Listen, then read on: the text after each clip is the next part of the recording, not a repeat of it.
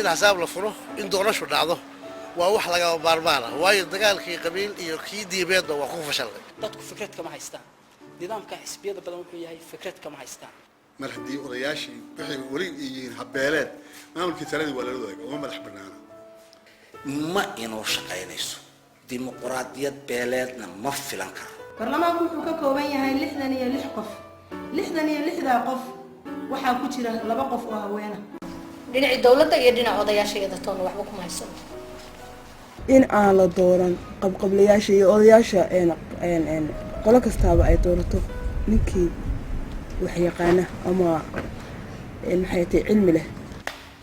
marnaba yaan laga yaabin horumarka la qaado ha ka yaabina gogasha cadaaladda haddaan la fidin oo inaan helin leadership hogaamiye wax bedela haddeenaan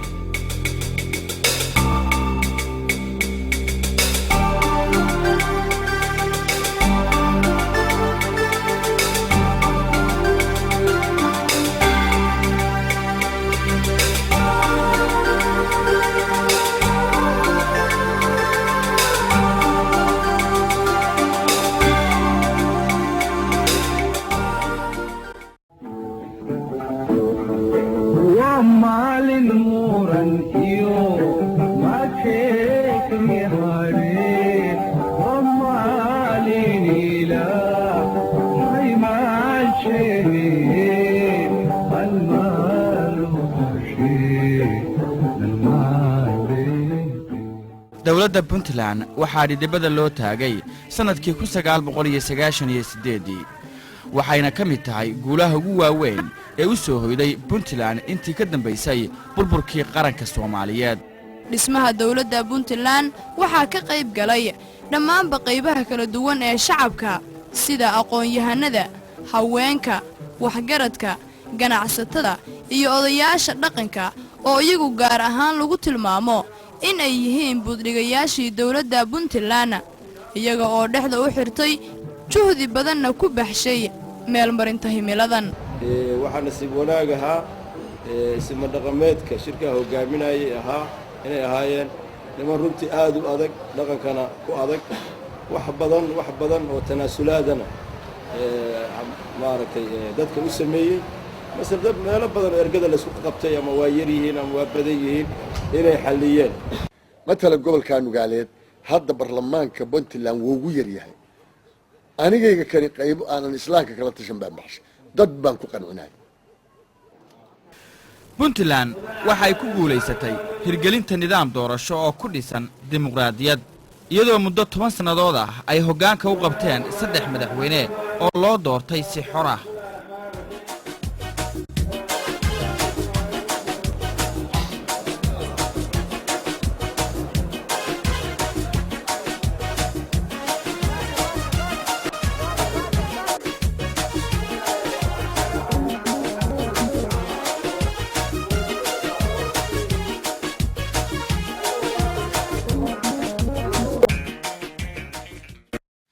qabashada arrimaha amniga dhaqaalaha iyo horumarka ka sakow ujeedooyinka dhidibada loogu aasaasay Puntland waxa kamid ahaa in laga guuro ku dhaqanka habka qabiilka loona gudbo hab siyaasadeed ku dhisan dimuqraadiyad cadaalad iyo sinaan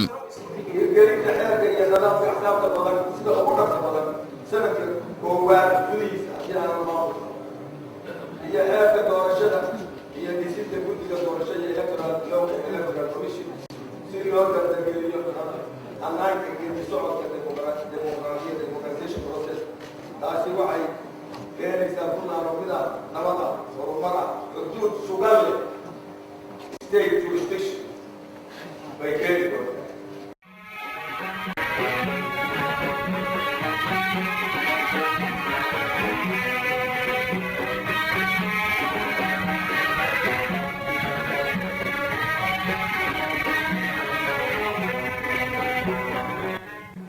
Puntland waxay u dabaaldegaysaa sanad guuradii 11aad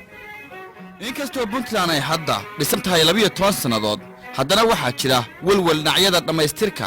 arrimo badan oo ka mid ahaa qorshayaasha siyaasadeed ee u degan Puntland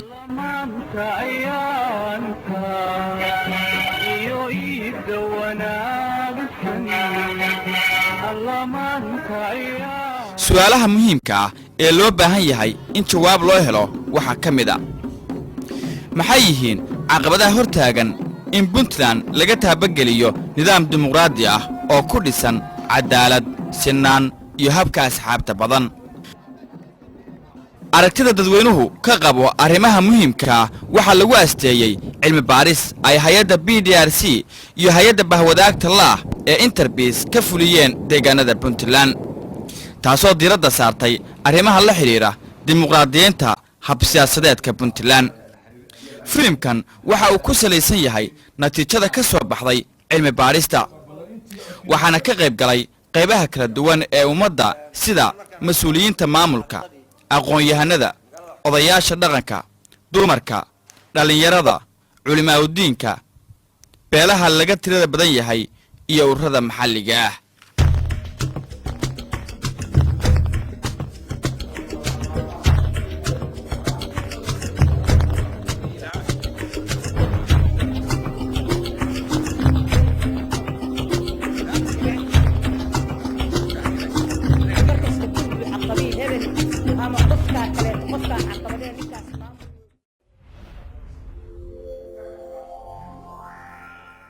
in ka mid ah dadka la waraystay waxay u arkaan dimuqraadiyaddu in ay tahay nidaamka qura ee xal u noqon kara beelaha Soomaaliyeed guud ahaan nidaamkaas oo keenaya in rabitaanka ummaddu uu meel maro qof walibana uu helo xuquuqda uu leeyahay hadda waa lagu qasbaya markii uma noqon karayna hadda kii kale uma noqon karno qabiil looma kala joogi karno lagumana noqon karo tii aan ka soo gudubnay oo xukunkii urursanaa oo xoog iyo amarka lagu fulinayo marka waxaa lagu qasban yahay in si kasta farsamaha loo hele la helo mid maartay dadkii ay yani codkooda ka dhiiban karaan oo qofku ra'yigiisa uu ka dhiiban karo oo uu aaminsan yahay inuu wax doortay lana dooran karo haddaan taa la helin arrintu xujo ka bixi mayso dhanka puntland waxaa jira yididiilo ummaddu ay ku doonayso in uu yimaado isbeddel siyaasadeed oo ummadda u horseeda dimuqraadiyad dhaba waa yididiilo fiican waa tilaabo aad muhiim u ah waana soo dahay waana ka soo dahay ilaa intaas oo dul qaadanay laakiin hadda hadduu xaqiiqoobay oo uu yididiilo yeeshay dadka dhalinyarta iyo dadka siyaasadda jecel oo dhanba yididiilo iyo waxaa soo gashay inay horey u socon karaan mujtamacana inay kalsooni badan ayaga laftooda helayaan maadaama codka ay bixinayaan maadaama arrimaha baahida loogu qabo dimuqraadiyadda ay ka mid tahay in la helo cadaalad iyo sinaan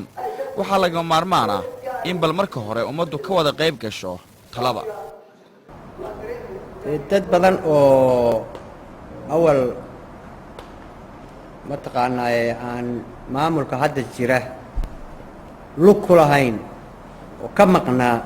taytal kastaba ha ahaato baa soo gelaya waxay ka mid noqonayaan dawladdii waxay ka mid noqonayaan dadkii codaynayay waxay ka mid noqonayaan dadkii xilalka hayay waxay ka mid noqonayaan dadkii u tartamayay maamulka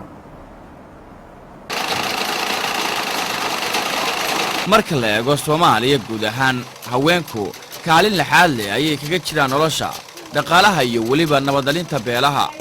iyadoo ay taas jirto haddana haweenku kama qayb galaan talada siyaasadda iyo hoggaanka dalka marka si hoose loo eego waxaa jira caqabado si gaar ah u saameeya haweenka dhinacyada ka qaybgalka talada iyo xuquuqda ay mudan yihiin Maryan Cawar waxa ay ka mid tahay dumarka halganka ugu jira in haweenku hantaan doorka iyo qadarinta ay mudan yihiin شاكك أنك هو أنا وكنت حويسنا حسبية مركي ما أنا مركا بابرون عدك يجان قدرنا هذا مركي هو إن من مدحوينا لبيت بنك هبينك بس إحنا برلمان كبابورة بيقولوا ده كوكل وريجي أنا قمت دور إن الدولة اللي كوكل وريجي مركي الدور شيء طبعا وحوي بي أونس إن لقى هذا نيكا عبدي وحكوا في عين دلك إنه جاب ساس في عين ما إن أنت عبد قبيل هبل ويرفع فوق ما أنت هديله صور الدولة دي أنت سويل بقى صعيدة منه